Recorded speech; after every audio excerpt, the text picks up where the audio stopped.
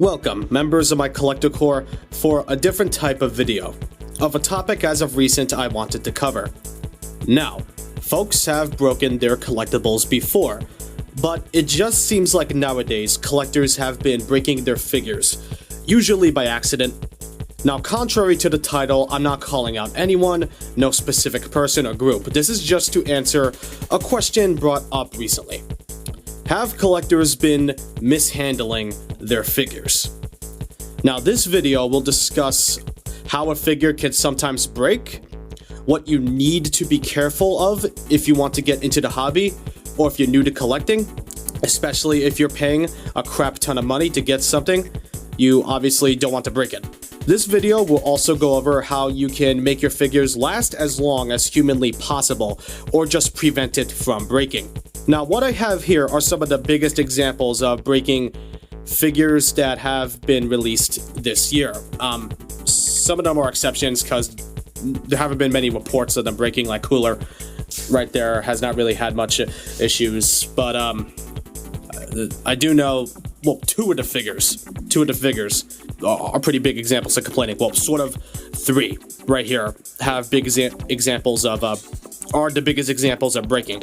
Forgive me, this video is a little bit unscripted. I have notes and a bit more of a script like right next to me, so just bear with me.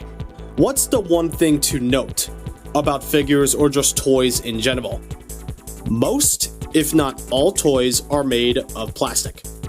Now, these range from different materials, such as ABS, PVC, and sometimes even PLA plastic.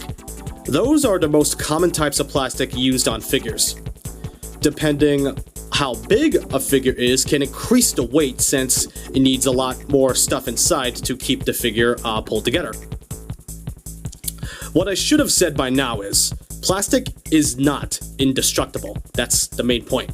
And one thing you should know when it comes to any collectible is this: handle it with care. There is a reason why companies will put on their figures packaging, hey, these are not for kids. These are not kids' toys. They are for 15 or up. Sometimes not even that. Mezco, for example, just outright says these are for adults, 18 or over. The packages that some of these are shipped in will even have a label that says, fragile, handle with care, because it is what it sounds like. Collectibles are fragile. They are not meant to be tossed around like how a little kid plays with toys, because you can't just expect to force a figure in one direction for extra range of movement without it breaking, especially if you put a lot of pressure on it. It'll break if you pull it enough and give it enough pressure. Or, for example, you can't just go absolutely crazy with a toy and just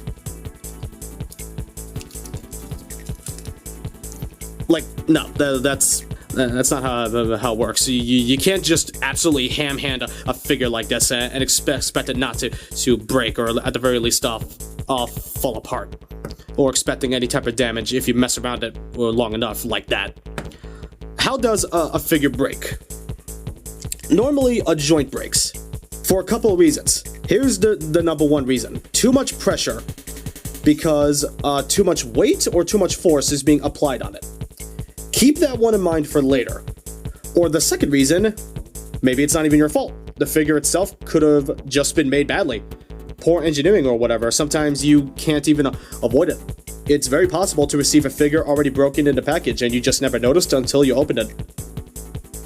Those are how a figure can be broken or found broken. I know a lot of days, Mafex figures, such as here's an example. This is the Mafex. Well, I know I said Mafex. Just shut up. The Mafex figures get the short end of the stick because people say they're very bad quality. They break easily. Yes and no. Once upon a time, it was true with the older Mafex figures, but it seems like ever since the comic book Mafex figures made their debut, I don't know. They're not as bad as some folks make it appear to be. I have like 13 Mafex figures, and consistently with my experience, they are all not as bad as some folks claim to be, and I have had them for a while now. Now, maybe I'm being biased, maybe I didn't do my research, but that's how my experience with them has been. Now, a couple of them came with the tight joints as previously mentioned, but I got them fixed. How can you prevent a figure from breaking or giving out? It's simple. Be gentle. You can still get those extreme articulated comic book art poses without going nuts with it. Just be gentle, like so, and get your figure in an awesome pose. See? It's not that hard. Be gentle. But anyway, you know, this is not really a very good pose, but you get the you get what I mean. Remember what I said about putting pressure on a figure's joints? Why would even collectors do that? Simple. The joint is stuck. Just refusing to move. So obviously the first instinct you have is to force it, just to get it moving. That can only go so far before the stress eventually catches up with the figure. Biggest example of that I can think of on the top of my head is Kong, the Monster Arts Kong to be exact. There have been reports of Kong's leg joints, or sometimes even the waist joints, being super stiff and tight. Is there a way to fix that so you don't have to force it? And I know right now you're thinking heat, right? Wrong. Don't ever use heat on a tight joint. In my experience, heating up a joint that's tight doesn't actually fix the tightness. It makes the problem worse because you're making the plastic more softer. If that joint refuses to let go, it's very much easier to twist the joint peg and snap it due to it being very gummy and soft. What do you actually use? Here's something. Dish soap. Or shock oil. But I prefer dish soap in my opinion, and sometimes if you're impatient and don't want to find shock oil in like a store or wait for it online, then you probably have this lying around, not this specific brand, but you get what I mean. Just get a toothpick, stick it inside, get some soap on it. I'm not going to do it now, but get some soap on it. Take whatever figure has a tight joint and just gently get the soap in the joint you want to loosen as much as possible. This will make the joints more slippery and force it to move. Just keep moving and shake it a little bit just to make sure the soap gets in there and soaks around that joint. Or around that ball joint, hinge, well, whatever. So yeah, just shake it a little bit to get as much soap as possible in the joint. Just keep going. Be patient. It works. Sometimes you may have to use more, but it's worth it just to get the joints moving without it breaking. Now let's look at another example of a figure breaking, the figure arts hit. People have been breaking his hands usually because it's a tight fit. It can move, but it's just under tight and it won't pop out without a lot of force, and you obviously stress out the wrist peg. What do you use? That's the correct time when you actually use heat, specifically from a hair dryer. It takes like 30 seconds to heat up the hand to make it softer to get it out. Note, don't ever, under any circumstance, ever use a heat gun. That heats up way too fast and you don't want to melt the figure. The hair dryer is less hot, but more gradual on plastic, so you're not melting it. Usually, that's a way to prevent figures from breaking. But what happens if it does? Because, accidents are prone to happen. Are you out of luck? Will you be forced to pay the aftermarket prices depending on the figure? Not entirely. It's possible, maybe. That's a solid maybe. Fix it.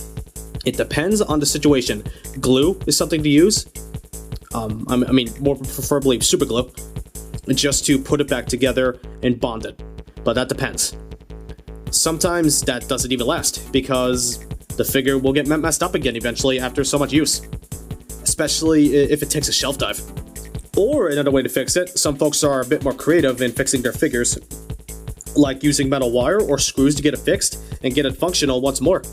Sometimes resin if you have the precision for it, but resin is a bit more of a fragile material. Another way, like when bicep joints on a figure breaks, collectors actually use magnets to put it back together. They just shave off the rest of the broken peg and, get magnets to put it back together. And you know what? It works. Since magnets swivel anyway, you now have a functional bicep joint once again. Yeah, and maybe even a functional thigh swivel, if even. If you get a new figure from a retailer, I think you have a 2-week grace period. Not sure. Could be wrong.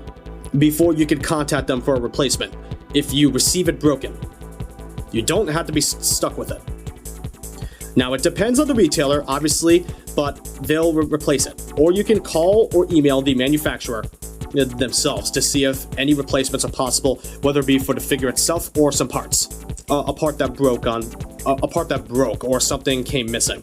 Regardless, you're not entirely crap out of luck if you break something, because, you know, it can happen. It's life. Accidents are bound to happen, especially if we are new to the hobby. I know the feeling. It's happened to me before, guys and gals.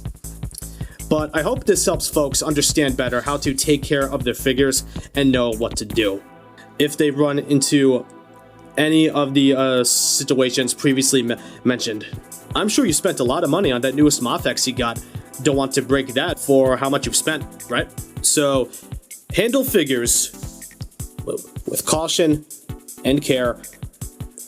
Like I said, do not be afraid to use dish soap to loosen up the joints, shock oil if you have it handy, and heat for the right reasons. Take note of the stuff I mentioned, because this is how it works in my experience, usually.